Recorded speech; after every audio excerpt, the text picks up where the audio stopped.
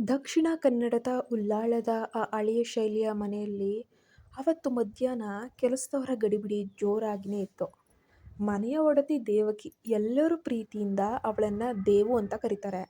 ಅಡುಗೆ ಮನೆಯಲ್ಲಿ ಮೀನ್ ಸಾರಿನ ಘಮದ ನಡುವೆ ಕಾರ್ಯನಿರತಳಾಗಿ ನಿಂತಿದ್ದಾಳೆ. ಅವಳಿಗೆ ಸಹಾಯ ಮಾಡಬೇಕು ಅಂತ ಬಂದಿದ್ದವಳು ಅವಳ ಆಪ್ತ ಗೆಳತಿ ಬಿಂದು ಅಂತ ಹೇಳಿ. ದೇವಕಿಯ ಬದುಕು ಮೇಲ್ನೋಟಕ್ಕೆ ತುಂಬ ಶಾಂತವಾಗಿದ್ರೂ ಕೂಡ ಒಳಗೊಳಗೆ ಏನೋ ಒಂದು ರೀತಿಯ ತಳಮಳ. ಅವಳ ಪತಿ ರವಿ ಸ್ವಲ್ಪ ಕಠಿಣ ಸ್ವಭಾವದವನು, ಯಾವಾಗಲೂ ಕೂಡ ಸಿಡುಕು ಬುದ್ಧಿಯವನು. ಪಾಪ ಆಕೆ ಯಾವತ್ತೂ ಕೂಡ ತನ್ನ ಮನಸ್ಸಿನಲ್ಲಿರುವಂತಹ ಪ್ರೀತಿಯನ್ನಾಗಲಿ ಕೋಪವನ್ನಾಗಲಿ ಹೊರಹಾಕೋಕೆ ಬಿಡಲೇ ಇಲ್ಲ ಆತ.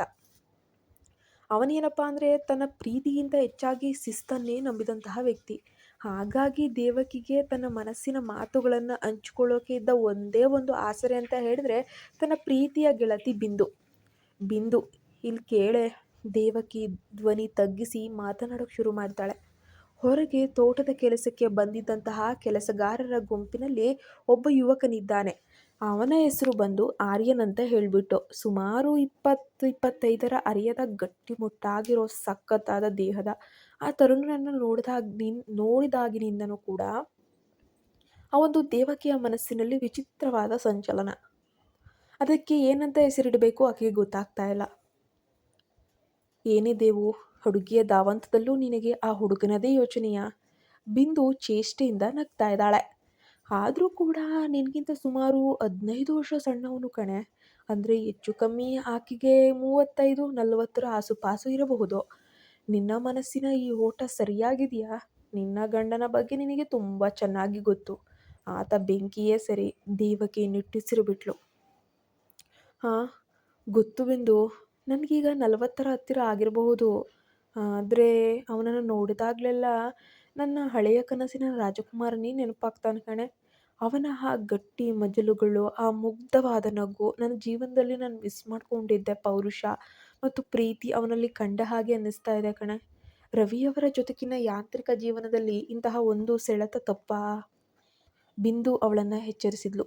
ಹೇಯ್ ನೋಡು ದೇವು, ಉಳ್ಳಾಳದಲ್ಲಿ ನಿನ್ನ ಬಗ್ಗೆ ಎಲ್ಲರಿಗೂ ಬಹಳ ಗೌರವ ಇದೆ ಗೊತ್ತಾ. ಇಂತಹ ಆಕರ್ಷಣೆ ಸಂಕಷ್ಟ ತರಬಹುದು. ನಿನ್ನ ಕತೆ ಅಷ್ಟೇ.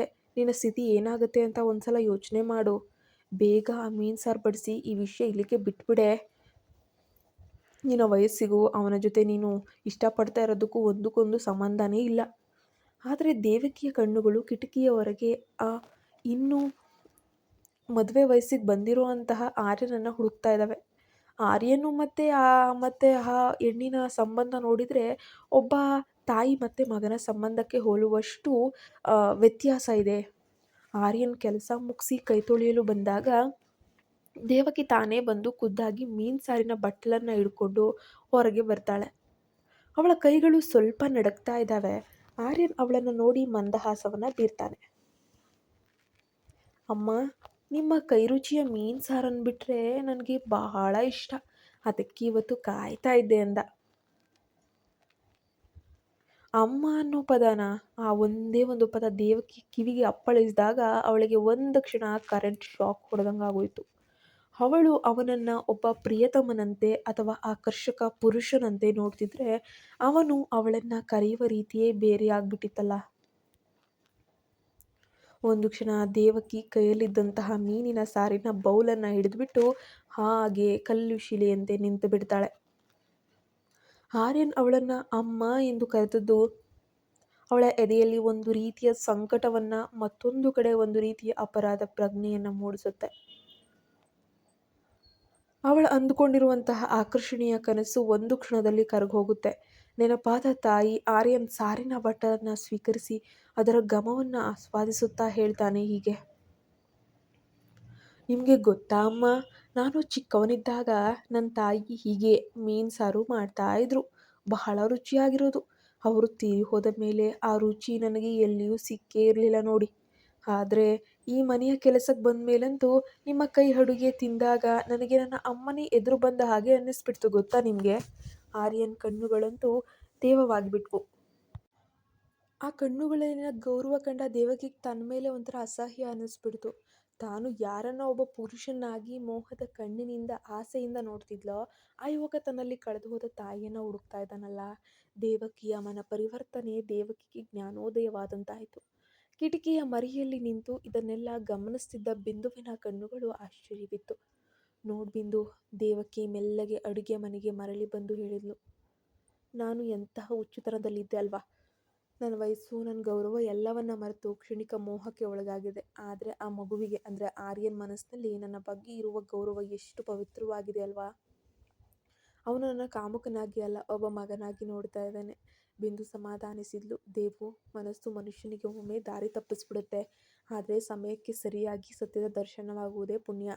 ಈಗಲಾದರೂ ನಿನಗೆ ನಿನ್ನ ಸ್ಥಾನದ ಅರಿವಾಯ್ತಲ್ಲ, ಅದೇ ನನಗೆ ಖುಷಿ. ಈಗ ಇನ್ನು ಮುಂದೆಯಾದರೂ ದಯವಿಟ್ಟು ಇಂತಹ ಹುಚ್ಚುತನವನ್ನೆಲ್ಲ ಬಿಟ್ಟು ಹಾಕಿ ನಿನ್ನ ವಯಸ್ಸಿಗೆ ತಕ್ಕ ಹಾಗೆ ನಡೆದುಕೋ, ಅಷ್ಟೇ ಸಾಕು.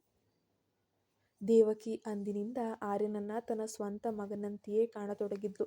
ಅವನಿಗೆ ಒಳ್ಳೊಳ್ಳೆ ಊಟ, ಒಳ್ಳೊಳ್ಳೆ ಬಟ್ಟೆ ಇದನ್ನೆಲ್ಲ ಕೊಡೋಕೆ ಶುರು ಮಾಡ್ತಾಳೆ. ಅವಳ ಮನಸ್ಸಿನಲ್ಲಿದ್ದ ಆ ಹಳೆಯ ಅತೃಪ್ತಿ, ರವಿಯ ಮೇಲಿದ್ದ ಕೋಪ ಎಲ್ಲವೂ ಒಂದು ಕ್ಷಣ ಕರಗತೊಡಗಿತ್ತು.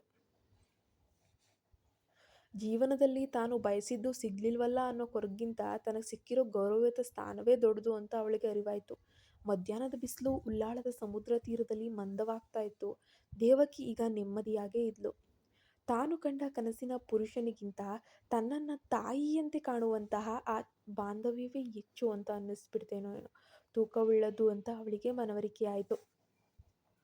ಕೆಲವೊಮ್ಮೆ ನಾವು ಏನು ಅಂದ್ಕೊಂಡ್ಬಿಡ್ತೀವಲ್ವ, ನಮಗೆ ಬಯಸಿದ್ದು ನಮಗೆ ಸಿಗದಿರ್ಬೇಕಾದ್ರೆ ತುಂಬ ಬೇಸರ ಆಗುತ್ತೆ, ನೋವಾಗುತ್ತೆ, ಯಾಕಪ್ಪ ಹಿಂಗಾಗುತ್ತೆ ಅನಿಸುತ್ತೆ. ಆದರೆ ಕೊನೆಗೇನು ಗೊತ್ತಾ, ಆಗೋದೆಲ್ಲ ಒಳ್ಳೆಯದಕ್ಕೆ. ಯಾಕಂದರೆ ದೇವರು ನಮಗಾಗಿ ಅದಕ್ಕಿಂತ ಶ್ರೇಷ್ಠವಾದದ್ದು ಮತ್ತು ನಮಗೆ ಒಳಿತು ಯಾವುದಾಗುತ್ತೆ ಅದನ್ನು ಕಾಯ್ದಿರಿಸಿರ್ತಾನೆ.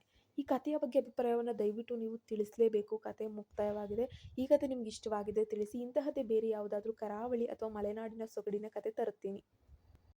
ದಯವಿಟ್ಟು ನಮ್ಮ ಚಾನಲ್ಗೆ ಸಬ್ಸ್ಕ್ರೈಬ್ ಆಗಿ ಸಪೋರ್ಟ್ ಮಾಡಿ. ಪಕ್ಕದಲ್ಲಿ ಕಾಣೋ ಬೆಲ್ ಐಕನ್ನ ಪ್ರೆಸ್ ಮಾಡೋದ್ರಿಂದ ನಾನು ಹಾಕೋ ಮೊದಲನೇ ವಿಡಿಯೋ ನೋಟಿಫಿಕೇಶನ್ ನಿಮಗೆ ಬಂದು ತಲುಪುತ್ತೆ. ಪ್ಲೀಸ್ ನೋಟಿಫಿಕೇಶನ್ ಆನ್ ಮಾಡಿ ಇಟ್ಕೊಳ್ಳಿ ಎಲ್ಲರೂ.